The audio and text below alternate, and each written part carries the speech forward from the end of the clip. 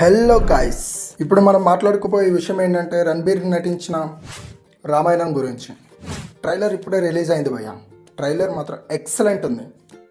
ముఖ్యంగా don't comparing to Adipurush. 3,000 కోట్లతో 2 పాటలు తీస్తున్నారు అంటే ఏంటో అనుకున్నాం. ప్రభాస్ నటించిన ఆదిపురుష్లోని పుష్పక్ విమానానికి, రణబీర్ నటించిన పుష్పక్ విమానానికి తేడా చూస్తే మనకు అర్థమైపోతుంది. గ్రాఫిక్స్ అనేది ఏ లెవెల్లో తీస్తున్నారంటే. ముఖ్యంగా చెప్పాలంటే భయ్య, ఏఆర్ రెహమాన్ మ్యూజిక్ మాత్రం ఎక్సలెంట్గా వాయించాడు. ఏ మాటగా మాట భయ్య. 2 నిమిషాల 38 సెకండ్ల ట్రైలర్ రిలీజ్ చేశారు. రాముడు లుక్లో రణబీర్ కపూర్ చాలా ఎక్సలెంట్గా ఉన్నాడు.